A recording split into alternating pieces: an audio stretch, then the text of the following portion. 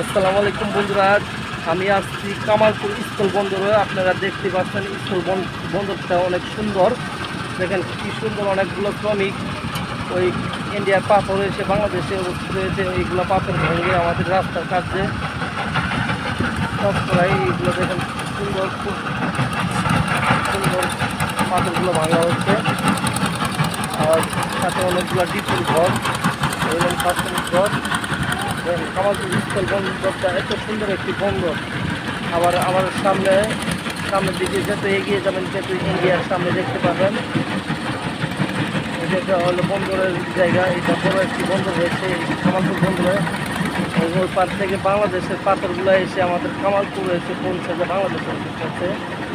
এই পাথরগুলো দিয়ে আমাদের বাংলাদেশের লোকেরা এই যে রাস্তার কাছে লাগায় এগুলো পাথর। আর অনেক জায়গায় থেকে লোক আসে এখানে দেখে যাই। সুন্দর একটি জায়গা, স্থানীয় জায়গা, অনেক সুন্দর একটি স্থানীয় জায়গা।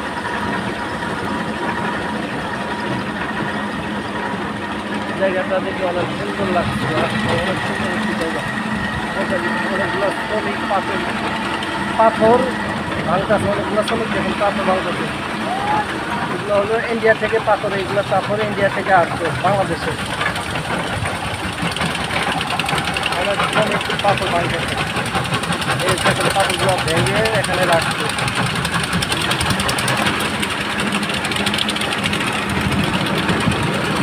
এটা হলো কামালপুর পাথর খোলা। আপনারা যদি দেখতে চান তাহলে এখানে এসে বেড়ায় যেতে পারবেন, বেড়াতে পারবেন, অনেক সুন্দর সুন্দর জায়গাও দেখতে পাবেন। তো আমার সামনে আসছে আর একটি ইন্ডিয়া, ওই থেকেই পাথর আসবে। ইন্ডিয়া দেখা যাচ্ছে, আপনাদের দেখাই ইন্ডিয়া। অনেকগুলো পাথর আছে আজকে ভাঙতেছে, পাথরগুলো বাঙালি ভাঙে আমাদের বাংলাদেশে এইগুলো পাথর।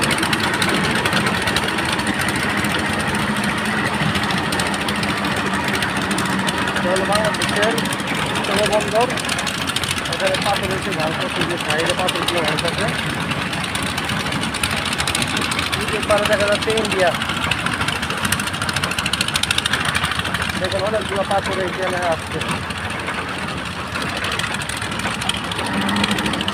আর আমার সামনে হচ্ছে বাংলাদেশ বিজিবি ক্যাম্প, আমাদের বাংলাদেশের বিজিবি ক্যাম্প।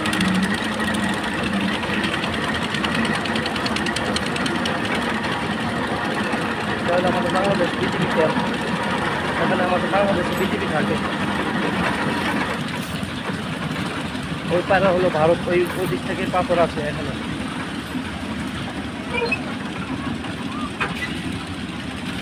আপনাদেরকে দেখাই না, আমি দেখাই। তাহলে আমাদের বাংলাদেশ বিজিবি ক্যাম্প। তো ওপারে একটা ছেলে গেছে ওই পাথরে, ওই দিক থেকে পাথর আসে, ওইটা হলো আমাদের বাংলাদেশের ছেলে। দেখতে পাচ্ছেন এটা কি, আমাদের বাঙালি পোলাপান এগুলা।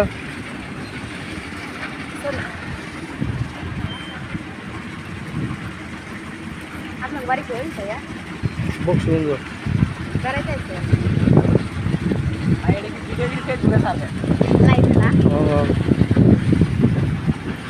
কি সুন্দর জায়গাটা, অনেক সুন্দর একটি জায়গা ইন্ডিয়া।